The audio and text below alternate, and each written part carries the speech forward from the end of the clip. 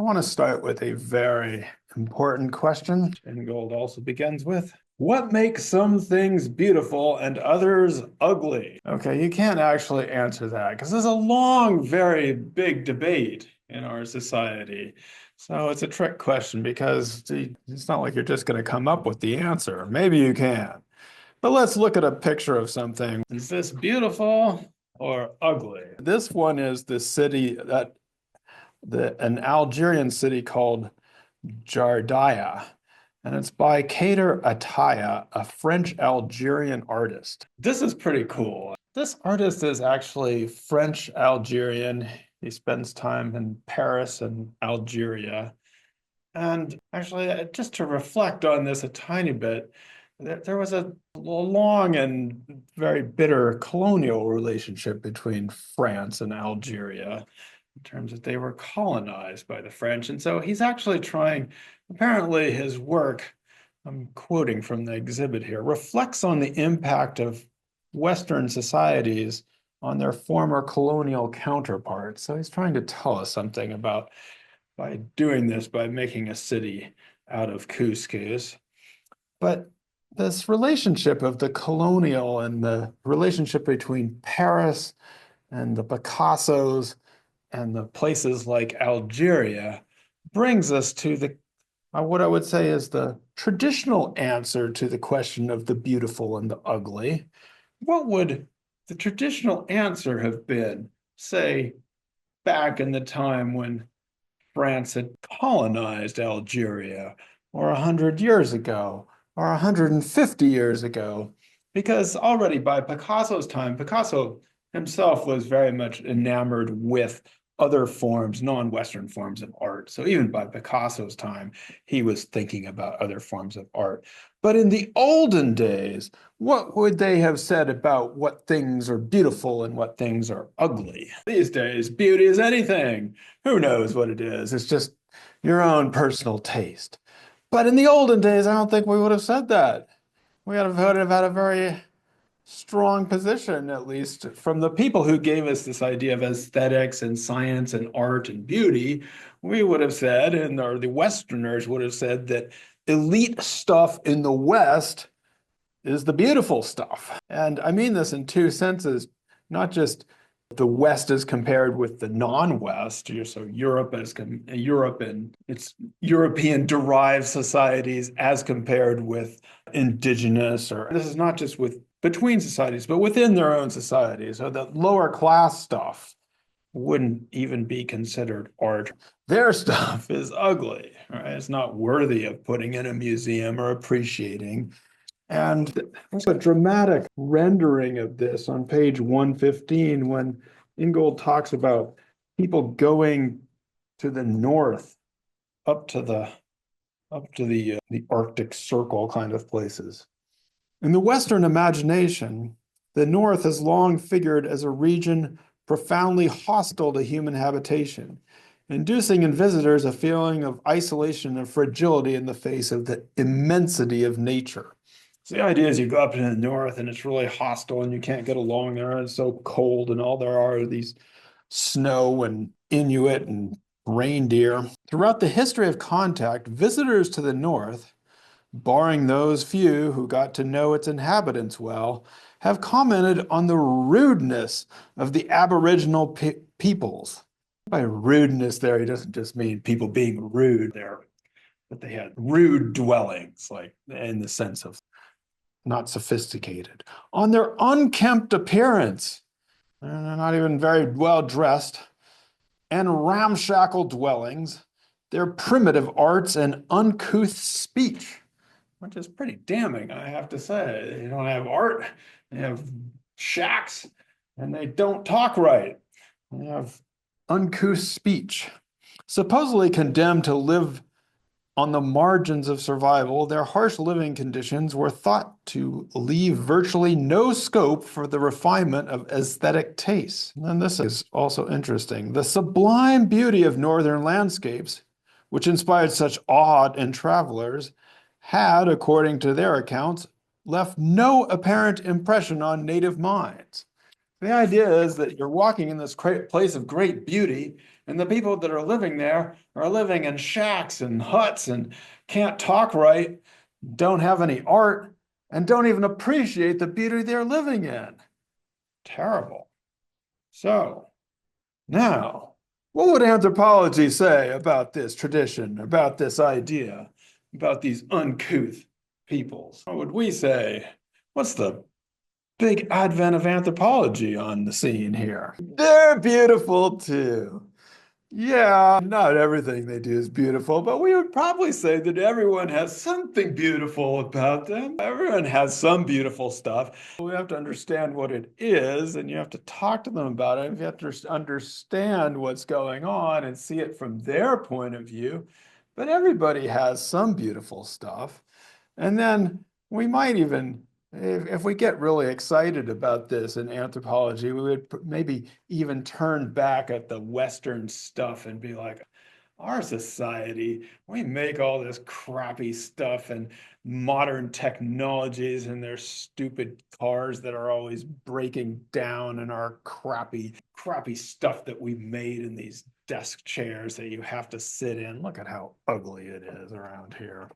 And so anthropology might turn this back on ourselves to say that in fact our society is the, we wouldn't want to get too far down this road because that's like romanticizing other people, but that would be the flip side of the anthropological gaze. But this is a pretty revolutionary idea within the social context of its time. And like I said, it wasn't just the anthropologists. People like Picasso got really into non-Western art. And so anthropology began to say that there aren't uncouth, there's not such thing, say, as a primitive language. And it's not just baby talk. Like you don't have uncouth languages, that everyone has language and everyone has complexity in language and beauty in language. Everyone has a capacity for art, and these are just part of us being human. And in fact, it's related to the general anthropological idea that instead of having culture at the top of the pinnacle, the culture is something that everybody has. We all have culture, not just the elite champagne drinking, museum going Westerners. And so we would say in anthropology that everyone has a capacity for art, but how we do it is depends on our culture. And so there is, to the extent that we can espouse easygoing cultural relativism, we all have our own notions of beauty and everybody sees what they want to see and one person's trash is another person's treasure. Part of that we can thank anthropology for because we're the ones that came up with this culturally relative thing, right? So we would say, well, everybody has art, but some people carve and some people paint, some people do music and some people do drawing. Different people have different skills. And so what this is, as Ingold says, it's appealing to the duality of human nature and its cultural inflections. And this is usually what most anthropology does. We appeal to a human nature that says everybody has capabilities. We can all, at least when we're trained in a certain tradition, we can all do art. We all have language. That's all part of our human nature. We all have culture. But then it's culturally inflected which art or which language or which version of reality will, or which version of humanity will emphasize.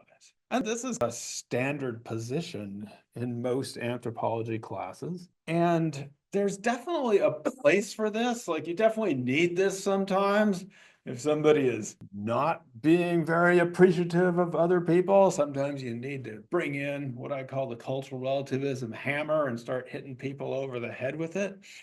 And sometimes you do need this, but it actually brings up some potentially problematic or potential issues, which is to say that if I start with the proposition that everyone has art, and then I say, and I'm going to study the art of the Sami people in Northeast Finland, which is where Ingold goes, choosing a place, but we can choose any place. what's going to happen to you when you get there? Or what if you start with this proposition, everybody has art, and I'm going to study your art or their art. What's going to happen to you when you get out there in the field? So you're going to be looking for what you see as art is one of the issues. And you're probably likely to be quite disappointed, in fact. And so a lot of and actually I would say this applies to the study of culture in general. Even the I'm going to go study their culture. A lot of people in anthropology, including anthropology graduate students that I knew, went off thinking that we were going to study somebody's culture. And we thought when we got there, somebody would be able to explain it to us, like put it into words and tell us why they were doing this. And then you'd be doing something with people and you ask them, why do you do that? And they just laugh and say, keep on going. Like nobody told us. And then it dawned on you gradually that you were the one that had to figure out what it was and why, and then put that into words so that it could be consumed for somebody else as the why of why people were doing it. There are people who reflect on the traditions in their own society, in every society, and can articulate what those are. And if you can find one of those people as an anthropologist, they're golden because it's like, oh, wow, you're like actually saying things. But think about our own society. Think about like how many people do you know who can actually articulate the reasons for anything that we're doing or our own what we might call our own cultural behaviors?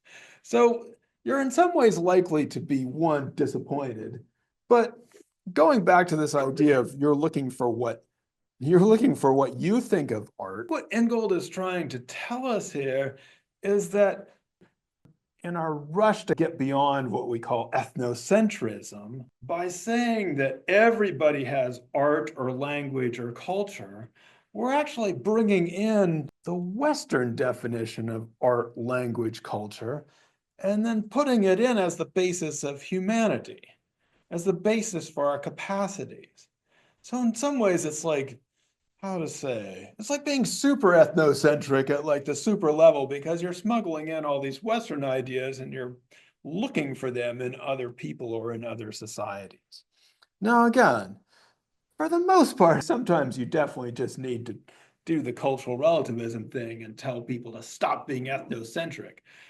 But every so often, we probably need to step back and say, okay, like what does it say when we say everyone has art or everyone has the capacity for art?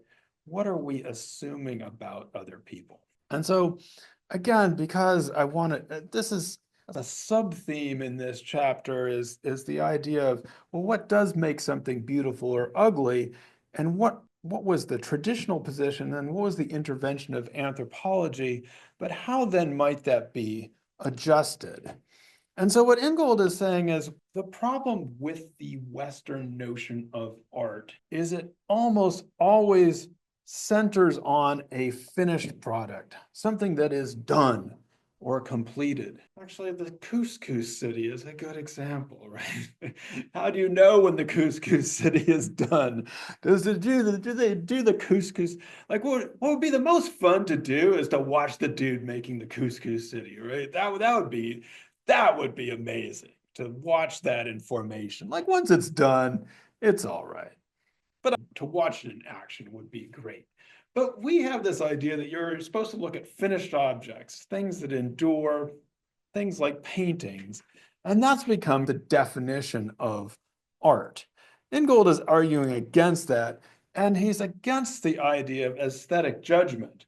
That's good, that's bad, that's beautiful, that's ugly, that's art, that's not, as simply reviewing a finished product. So again, with our city of couscous, we say it's art because it's in a place with other art, right? And we can go there and gaze upon it and say, this is art. But that's an aesthetic judgment as reviewed as the product, as something that is finished. So he's writing in some ways, this whole chapter is against that, but what is it for? It's for seeing art as the process making the thing. And in many societies, it is not necessarily the finished work that counts, it's the actions and the work itself. And you can see this in other forms like dance, music, and things, especially before the time of recordings, the things that can only be experienced in a live way. The point was not necessarily the finishing of it, the point was the process of doing it.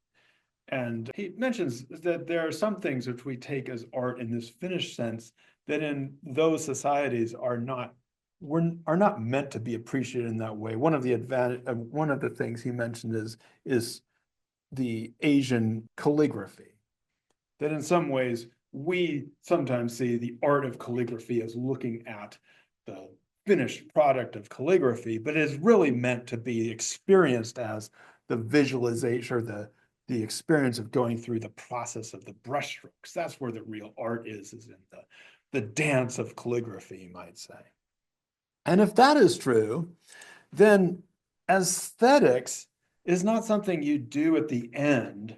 It's not a judgment that you make about a finished product. It's part of this process of perception. And so what Ingold is doing here is then going into the cello and the lasso, and trying to see in various practices in the North and obviously in this case in Western classical music, to see the art as in the process of throwing a lasso, for example, or the basketry that or the needlework that indigenous women in the North do, and seeing that as the center of both perception and as the art itself. Now, he then oh wait, before we go into that, a couple long quotes here. Sorry for a number of words in PowerPoint, but this is on page 115. But I thought it was important to link this back to what we were doing before. So what we were talking about is how oftentimes anthropologists would go off and want to study other people's culture as if we were trying to figure out what it all meant as this body of interpretation. So Ingold says that he takes a different approach to this and trying to think of art as a process, that we have to acknowledge the positioning of every human being as an undivided center of attention. Don't try to spell it that way in our society or I'll get spell checked.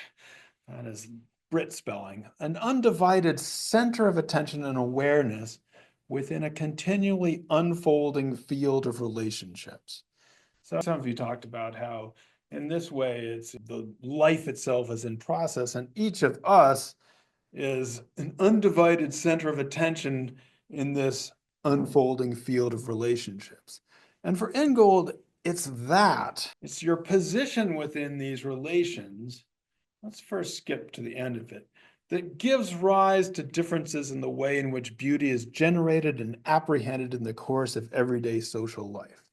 So what he's saying is that we can actually think about beauty and ugly, but we do that as being part of this ongoing unfolding. And what helps us to understand beauty and ugliness is not some universal template, but it's not exactly culturally relative either. It's because we all live in a particular environment, a particular place, and we're trying to, in our own particular way, appreciate things. And then, so what he's arguing against here is that middle part, not the superimposition of cultural rules and representations upon a bedrock of universal dispositions. That's what we're talking about, the idea that everybody has language or everybody has art, and that the only difference is we have cultural rules and representations in how we do it. So he's trying to think about, again, that beauty, art, our awareness are along these lines of perception. So, lassos. That's a pretty good throw, I would say. Yeah, it's pretty intense to be able to do this. Ingold did say you're putting your life on the line to do this when you're throwing a lasso. What do you think about that snowmobile? By the way, actually, you can pay a lot of money to go up there and take a trip, and they'll let you try to throw a lasso yourself. If you want to be with this, you can do tourism to them now, and they'll tell you how. But let's say you were an anthropologist, what would you say about that snowmobile? They didn't do that before. I like that snowmobile. It's cooler that he can do it from the snowmobile. Watch that again. They probably like it better. Look at that. Going along on the snowmobile. Take this. Yeah, right. I mean, it's a slow-mo on this from. Actually, I wonder where this is filmed from. You'd have to be on another snowmobile. No, it is not historically accurate, although their clothes are very colorful, so they might like colorful things. Yeah, that might be real. Maybe they wanted blue robe too. I don't know. If you live in any society, any herding society, you use the animals in every way. I mean, they need it. Well, you need it, but well, you can't eat all of them. You just eat one or a few at a time, or one a month or something. Most herding societies use their animals for milk and hides, and you're going to use all the parts of the animal. What were you saying? I would say about the snowmobile and the nice blue rope that it's one of the things in anthropology that, again, you have to be open to. The people are not going to be the same thing. They love snowmobiles, maybe not as much anymore, but for some northern peoples, this actually really enhanced their life to have snowmobiles. I don't know if he would have been able to do that on it, just walking along. Yeah. So Ingold makes 5 propositions about beauty. Oh, weird saying that. Beauty is attentional. So that's one of his big claims, that beauty involves this attention as you're going along. And so, yeah, I like the basket example a lot for various reasons. One, I just like it. And now that I know you did it in Micronesia, I like it even more. But the point of the matter is that it's not just like, I can't just tell you how to do it. And especially if the ladies had just tried to explain it to you, do you think you would have been able to do it? If they would have just talked it out. I couldn't even figure it out when they were like taking my hands and doing it for me. When they were taking your hands and doing it with your hands, it was still hard. So if you can imagine if they had written a book about it or like just tried to talk you through it. We talked about this with bicycle riding. I'm not sure if that was one of our 5-person days, but if you remember, like, how do you ride a bicycle? Can you talk your way through it? It's hard even if your parent is pushing you. It's still hard but you can't just follow the rules. You have to develop this judgment and balance. You have to develop the balance to be able to do that. And you can eventually. Although what really helps in riding a bicycle and weaving a basket and probably lasso throwing and playing guitar and all of those things, what really helps to be able to do it is when you learn it. When's the best time? Yeah. If you grow up in a basket weaving society or a bicycle riding society or a painting society, and you learn how to do those things from early on, from your own peers and your own parents, like, it's a lot better than if you try to pick up guitar when you're in college. You can, because we're flexible human beings, and some people do better later in life, but all these things are better if you can grow into them, biologically speaking. Anyway, the only reason I'm excited about this is that later on, we will read a chapter called The World in a Basket, which is going to be about basket weaving. In fact, Ingold very often goes into I'm surprised he hasn't done a bunch of basket weaving already. And that's one of his big things, is that we should reconceptualize the world as weaving a basket. If we reconceptualize our whole activity as weaving instead of making, we'd be much better off. So beauty is attentional. I would say that I'm a big fan of YouTube, because YouTube helps us. Like in the old days, I wouldn't, you'd have to go to a gesture drawer, right? You'd have to go to their studio and have his hands put in the hands and do it there. And that was the only way you could do things. And maybe it's better. We should all do that if we can. But I love that you can go on YouTube and somebody will try to show you how to throw a lasso. I actually do love that. So you can't talk people through things, but that's the whole way I learned about taking the pedals off the bike. In fact, all kinds of things that how to say, all kinds of things that I did not want to learn from my parents and refused and insisted that I was too good for learning that and just went off and did my own thing. I find that now I can go back to YouTube and find how to fix a faucet. My dad really wanted to teach me that, but did I want to learn how to fix a faucet? I did not want to learn how to fix a faucet. I want to go off and do my own thing, shoot baskets. But now I didn't want to do basket weaving either, any of that crap. I don't know if any of you had this experience growing up where you didn't want to listen to your parents at all, but you find out, maybe you don't know now, but you find out later on that that would have been good to learn how to fix a faucet because now you have a bunch of faucets leaking in your house, toilets overflowing. Oh man. There are other things that you're that just you can't do anymore. So my dad also was going to teach me how to change the oil on a car or put snow tires. But in most modern cars, like I have this Volkswagen now, and it's like I wouldn't even know where the oil is. Like you cannot change your own oil. If you try, it will probably void the warranty, and you'll be like stuck with a bad car. And the same thing about changing from snow tires to regular tires, like doing that on your own took like all day long cranking around. Now the smart guys, they just put it up on the thing and goes 20 minutes, you're done, get the snowmobile out. Anyway, but anyway, I still insist that YouTube is great for this because it actually shows you how to do things. So we will, anyway. Beauty is in the unity of affects. You talked about it in terms of your experience in this thing called color guard, which I also looked for a lot of videos and images of, but I decided that I didn't know enough to give you a color guard video. You quoted this part that when you do this, you're putting your existence on the line. You're putting yourself out there. You're opening yourself up to be vulnerable in this situation.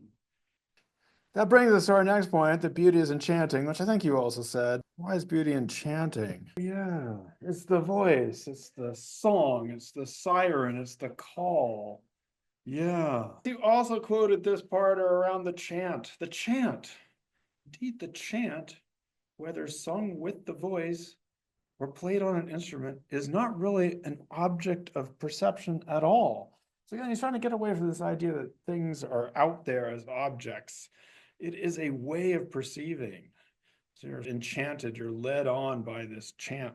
Led on, led in. Beauty is in hearing and seeing. Now, I have to say that in this section, Ingold goes on what I would consider to be something of a long rant against various people who prioritize seeing over hearing, and then against other anthropologists who say they're reprioritizing the senses, but Ingold says they're really not. And fortunately for me, none of you tried to get into that stuff. He's saying that hearing and seeing are actually not as different as we might have once thought, and that in some ways, since we talked about light and sound together in the last couple classes, that there's a unity to them, and that we shouldn't think of other peoples as occupying soundscapes. Anyway, it's again, maybe too much. But what you really liked about this was maybe more along the lines of art as in process, was this idea that in Inuit society, or where he was studying, live in a state, nothing is ever complete or ready-made. Everything is always emerging or coming into being, which fits well with their general philosophy of what is, these are similar to the people we talked about it in terms of anemic and animistic beliefs of among the Ojibwa, for example, that everything is in flux at all times. But so the point of the matter is that these traditions that we have, like, should we see this Bible as a finished product and like, okay, I'm going to stick this in a drawer or give it to the museum and they're going to put it behind glass and then they're going to see this and we're going to appreciate it as an object? Or do you just keep using it in life and keep inscribing things and write your own damn name in there? I'm going to be in there. I'm born too. And now I'll write my marriage in there. Now I'll write my own kid in there. Now I'm going to use a purple pen just cause. Should you do that? And I would say that when I said that Ingold says art is not just the finished product, also in these societies, one could say, well, that is something that maybe we should just leave like that. In fact, if your grandmother, though, hadn't written with the blue ballpoint pen in the 90s, I would say just leave it. But now that she did that, maybe you have free reign to add your own stuff in too with your scrawl. You could take a little calligraphy class before you did that just to make it nicer. Bring it back. But look up calligraphy YouTube Bible. Anyway, that's what I'm trying to say is there are certain things that do just get left there.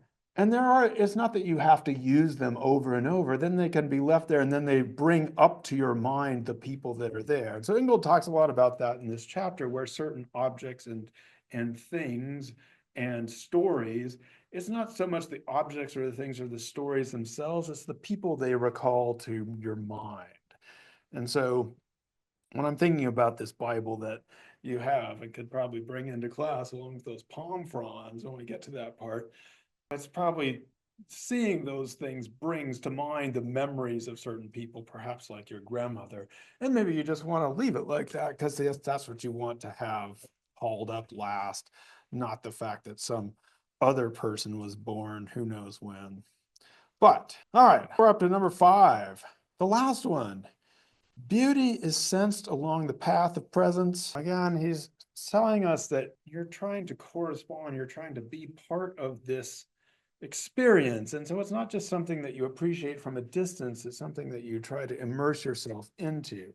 Listening with music just as much as seeing with calligraphy. So we've just been talking about the calligraphy of the old days in the Bible, but I was also talking about that Asian, usually associated with the Chinese figures, calligraphy, how it is a way of perceiving or perception the world, is a mode of correspondence, not of objectification. So you don't want to necessarily take that Bible and just make it into some sacred object off there if it is meant to be sensed along the path of presence. All right. By the way, was there anything in this chapter that you were reading along and you're like, ew, that's weird. I don't want to go there, Ingold. I'm not into that. That's right. That's what I was thinking about. You accept that. You think this is a great idea. This is Guilhermina. I'm terrible. This is a Portuguese cellist. Actually, her name, when I looked it up, is like 17 words long because that's how they do it in Portugal, but it's shortened later on. And she lived from 1885 to 1950. She studied in Paris with Pablo Casals, who Ingold says is the most famous cellist of all time. He's probably dissing on Yo-Yo Ma, but hey, he's Ingold. Casals, but yeah, all right. The cello has been credited alternately with feminine and masculine attributes. Cellist and musicologist George Kenaway cites an extraordinary view in the magazine Country Life of a performance by the former pupil and one-time partner of Casals, Guilhermina Sugia. By the way, remember what we were talking about at the beginning of class? The former pupil and one-time partner of Casals. What does that mean, my friends? Remember how we were talking about the rules and what you could get fired for? Yeah, full circle. Are you supposed to be having a relationship with your teacher in the cello? And the cello. And the cello? Is that a good idea? Well, what was the age? It wasn't age difference. Fortunately, it looks like she was at least above the age of consent, but actually, it's complicated. And it happens a lot in classical music. Am I making this up? Does anybody know this? Is anybody trained in classical music, like with violins, violin teachers, cellos, cello teachers? There's something about the music and ballet too. Like there's something about these Western traditions where all of a sudden the next thing you know, the teacher and the student. And like I was telling you, many universities and colleges did not have any rules about teachers dating students. Because in fact, that was how most teachers got their wives. This was the old days, but that was like standard. That was just like, that's what you did. It's gross and it's in a terrible power imbalance. And it's like, yeah, we should think that's bizarre.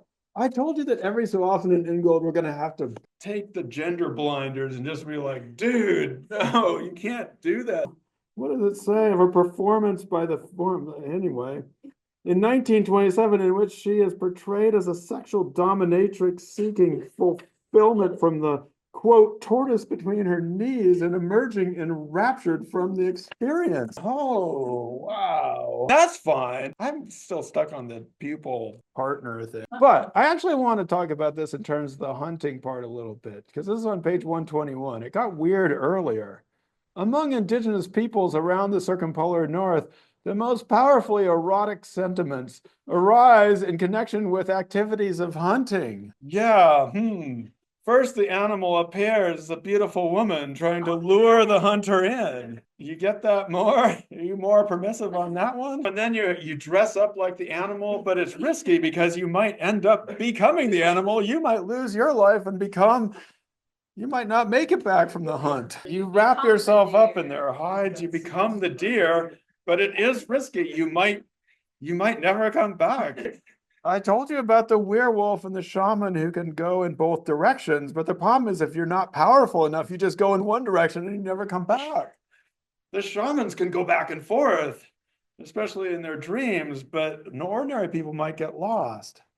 I actually bring that up because there is this power gender dynamic in the West, which it may or may not. It's hard to say to what extent that was because all the ethnographers, the anthropologists were guys talking to hunter guys, that this then got transmitted as equal to the kinds of erotic attachments of the West. It may not be like that.